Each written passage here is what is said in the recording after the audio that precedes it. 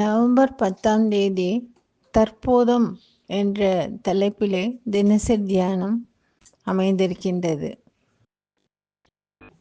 உலக வாழ்வு என்னும் உறக்கத்திலிருந்து பாரமார்த்திக வாழ்வு என்னும் விழிப்பு நிலைக்கு இறைவா என்னை அழைத்து செல்வாயாக என்று சாமிஜி குறிப்பிட்டிருக்கின்றார். ஒரு சமயத்தில் ஒரு குருவை நாடி சிஷ்யன் சென்று பார்த்து கொண்டிருந்தான். அவரிடத்துல நல்ல அன்பும் ஆழ்ந்த பற்றுதலும் உடையவனாக இருந்தான்.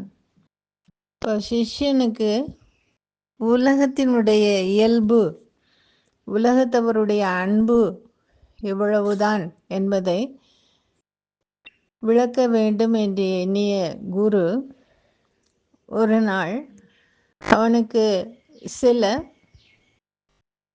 மருந்துகளை, மாத்திரைகளை கொடுத்து அனுப்பினார்.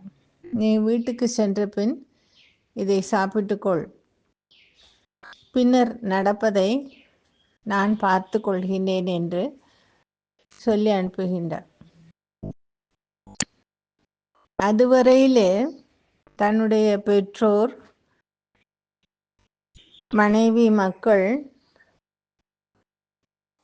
பெண் பிள்ளைகள், ஆண் பிள்ளைகள், இப்படி எல்லோருமே தனக்காக உயிரையும் கொடுத்து விடுவார்கள், அவ்வளவு அன்பு மிக்கவர்கள் என்று நம்பிக்கொண்டிருந்தான் அந்த இளைஞன். அந்த மாத்திரை சாப்பிட்ட உடனே அவன் கைகால் விரைத்து இறந்துபட்டவன் போல விழுந்து விட்டான். ஒவ்வொருவரும் ஒவ்வொரு விதத்திலே தங்களுடைய இழப்பை சொல்லி அழ ஆரம்பிக்கின்றார்கள். சரியான நேரத்திற்கு குரு அங்கு வருகின்றார்.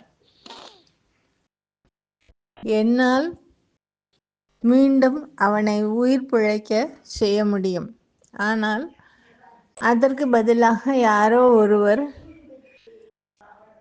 தங்களுடைய உயிரை தியாகம் செய்ய வேண்டும் என்று சொல்லுகின்றார். இப்போ யாருமே தயாராக இல்லை.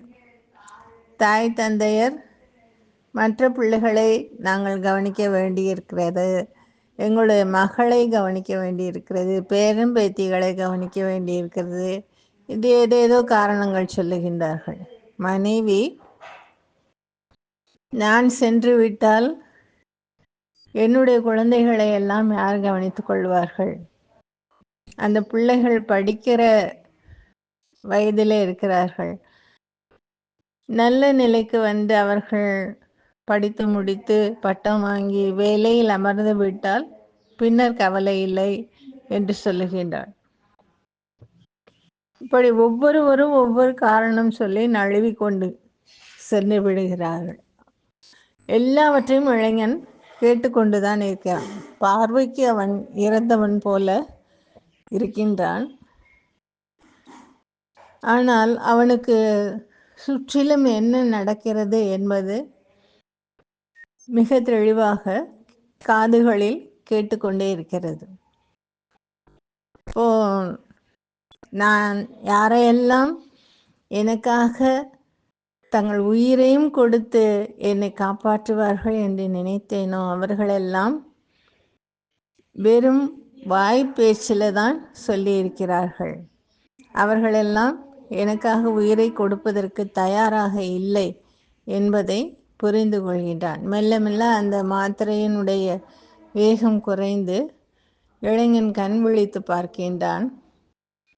உடனே துறவியோடு, நான் உங்களையே குருவாக ஏற்றுக்கொள்கின்றேன், இனி எனக்கு இந்த சம்சார வாழ்க்கை வேண்டாம் என்று கிளம்புகின்றான். அப்போ குரு சொல்லுகின்றார், இந்த சம்சார வாழ்க்கை என்பது ஒரு ஆழ்ந்த உறக்கம். அது இப்படித்தான் இருக்கும், அப்படித்தான் இருக்கும் என்று நம்மை அந்த ஆழ்ந்த உறக்கத்தில் அமிழ்த்தி மயக்க நிலையில் வைத்திருப்பது போல இருக்கிறது. இப்பொழுது உனக்கு விழிப்பு வந்து விட்டது.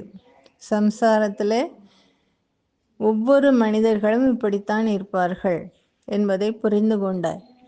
இனி சம்சாரத்தில் இருந்து குடும்ப பொறுப்புகளை, குடும்ப பாரத்தை சுமந்து கொண்டு இருந்தாலும் அதில் தாமரை இலை தண்ணீர் போல பற்றில்லாமல் இருக்க பழகி கொண்டால் எந்தவித குற்றமும் வராது.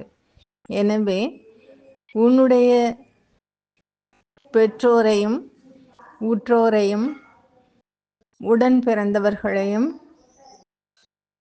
மனைவி மக்களையும் காப்பாற்றி அவரவர் ஒரு நல்ல நிலைக்கு வந்த பின்னாலே என்னிடத்தில் வரலாம் என்று குரு சொல்லிவிட்டு சென்று விடுகின்றார். அப்படி அந்த சீடனுக்கு ஏற்பட்ட ஒரு விழிப்பு நிலை ஒவ்வொரு ஜீவனுக்கும் ஏற்பட வேண்டும். நாம் இப்பொழுது ஒரு தவறான மயக்க நிலையிலே, உலகம் ஏதோ அன்பே வடிவமாக இருக்கிறது, எல்லோரும் என்னை நிச்சயம் காப்பாற்றி விடுவார்கள், எனக்காக எதையும் செய்ய தயாராக இருக்கிறார்கள் என்றெல்லாம் தப்பு கணக்கு போட்டு கொண்டிருக்கின்றோம். அதிலிருந்து விழிப்பு பெற்று தற்போதம் பெற்றால் அது மிக பெரிய விழிப்பு நிலை, பேருணர்வு, பேரறிவு நிலை. அப்படிப்பட்ட அந்த பேரறிவு நிலை கிட்டுமானால் பேரானந்த நிலை நிச்சயம் வந்து வாய்க்கும். அந்த நிலையை இறைவன் எல்லோருக்கும் தந்தருள வேண்டும் என்று வேண்டி கேட்டுக்கொண்டு இத்துடன் நிறைவு செய்கின்றேன். நன்றி, வணக்கம்.